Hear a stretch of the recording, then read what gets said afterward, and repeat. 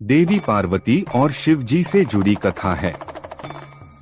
देवी सती ने देह त्याग दी थी और सती के वियोग में शिव जी ध्यान में बैठे हुए थे।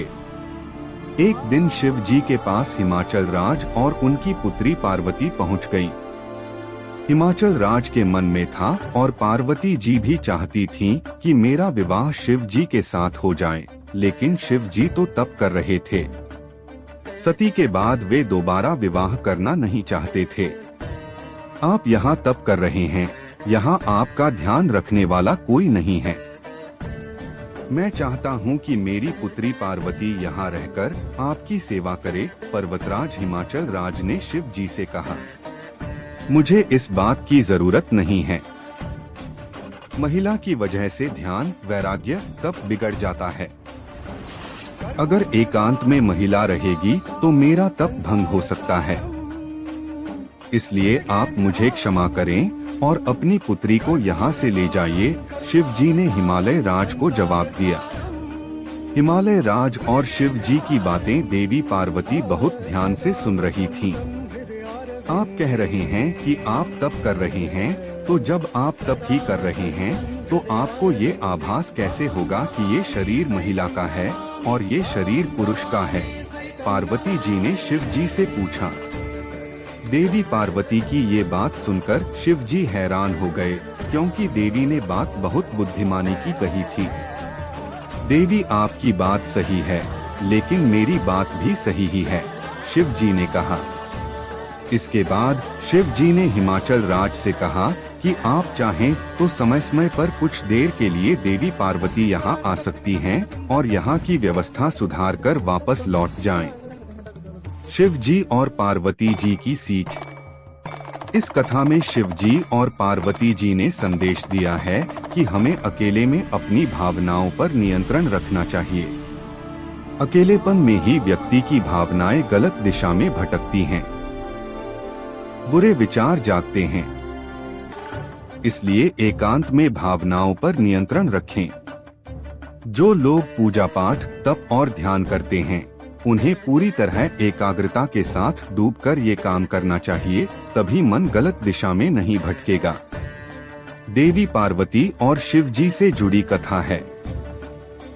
देवी सती ने देह त्याग दी थी और सती के वियोग में शिव जी ध्यान में बैठे हुए थे। एक दिन शिव जी के पास हिमाचल राज और उनकी पुत्री पार्वती पहुंच गईं। हिमाचल राज के मन में था और पार्वती जी भी चाहती थीं कि मेरा विवाह शिव जी के साथ हो जाए, लेकिन शिव जी तो तप कर रहे थे। सती के बाद वे दोबारा विवाह करना नहीं चाहते थे। आप यहाँ तप कर रहे हैं, यहाँ आपका ध्यान रखने वाला कोई नहीं है। मैं चाहता हूँ कि मेरी पुत्री पार्वती यहाँ रहकर आपकी सेवा करे, पर्वतराज हिमाचल राज ने शिव जी से कहा। मुझे इस बात की जरूरत नहीं है। महिला की वजह से ध्यान, वैराग्य, तप बिगड़ जाता है।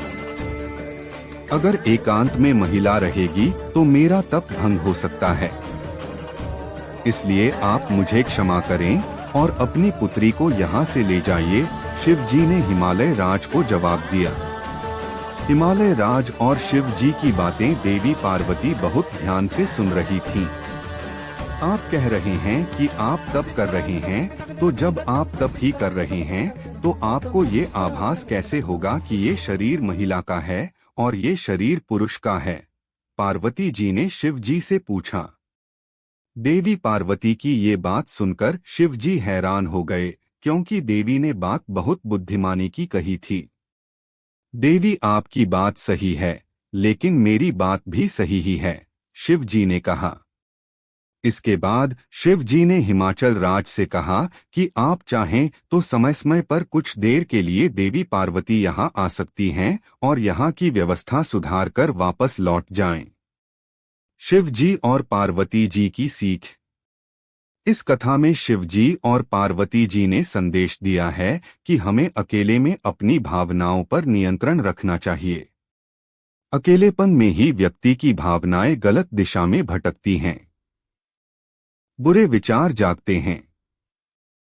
इसलिए एकांत में भावनाओं पर नियंत्रण रखें। जो लोग पूजा पाठ, तप और ध्यान करते हैं, उन्हें पूरी तरह एकाग्रता के साथ डूबकर ये काम करना चाहिए, तभी मन गलत दिशा में नहीं भटकेगा।